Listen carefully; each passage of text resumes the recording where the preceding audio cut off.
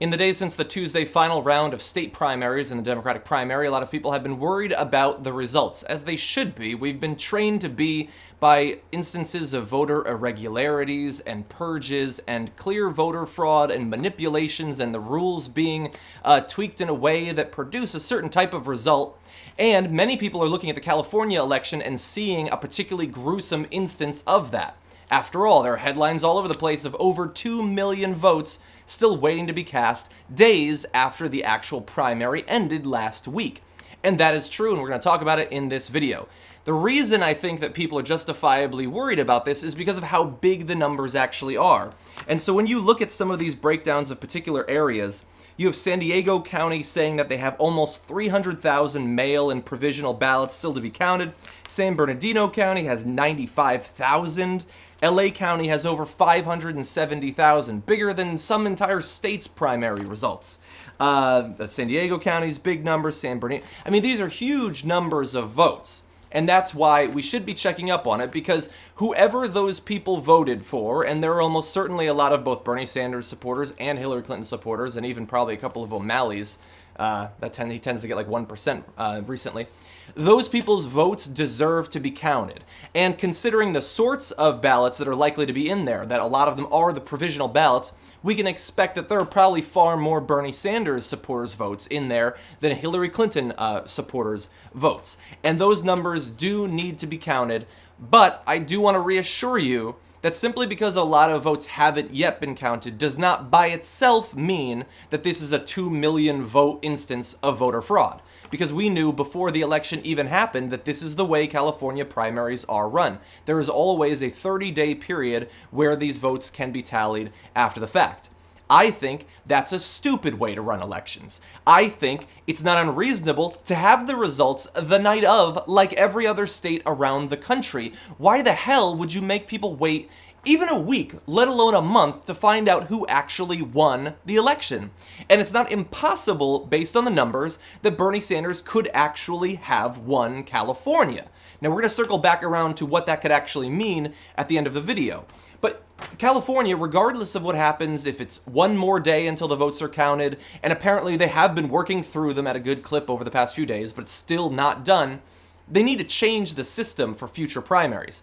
Now, they might say California almost never actually gets to vote in a meaningful manner anyway, and that's one of the reasons we half-ass it every cycle, but it needs to be changed. People want to know the night of, as soon as possible, who actually won, and I don't think that that's unreasonable to ask for.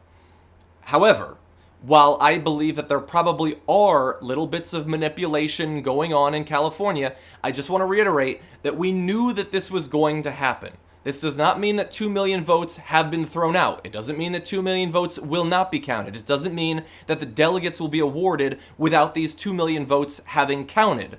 They will. Bernie Sanders will get the delegates and the total votes for whatever percentage of these 2+ million votes are actually cast for him. That is going to happen. And so if anybody has led you to believe that he's not going to get those, that millions of Californians' votes have been stolen from them, that does not appear to actually be the case. Now, let's talk about consequences. So what if in a week or 2 or 3 weeks, which seems crazy, it'll still be before the convention, if it turns out that he got an incredibly high percentage of the vote and ends up winning California? What will happen as a result of that? Well, I will feel amazing as a Californian. He will get many more delegates. He'll get, at the very least, dozens of additional delegates. And for all of those who are waiting to see what he's going to do at the actual convention, how he's going to use the leverage that he has based on the success that he's had, in terms of votes, in terms of delegates, it'll be that much stronger. But we also can't delude ourselves. If he gets an extra 10 or 20 or 50 delegates, 100 delegates, he's not going to have the pledged delegate lead. And because the superdelegates seem dead set on not switching over based on general election polling, which I find to be perhaps the most convincing reason that they should, they're not going to switch over based on this.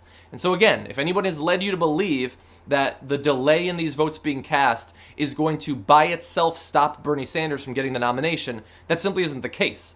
I wish that it was the case. I wish that once they're counted, he would win, but that's simply not going to happen based on the actual numbers. Now, that does not mean that we should disregard or not care about or not investigate any form of voter manipulation, purging, intimidation, which we've seen happen in recent primaries, by the way. People need to be prosecuted and the system needs to be changed. But we also can't delude ourselves about the actual numbers.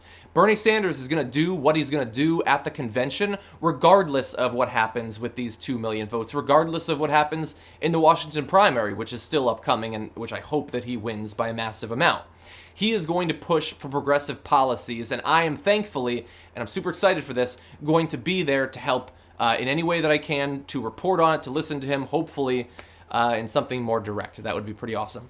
And so that is the current state. This is based on my research on a number of different websites, including Snopes, which is a bit of a trashy website sometimes, but I believe what they say. That's generally one of the fact-checking things that we look into.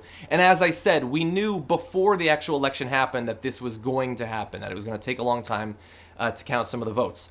Now, you can't be complacent. The system is not going to just choose to change itself, and so to whatever effect you can put whatever amount that you can put pressure on the people who are running elections in California, now would be a great time to do that.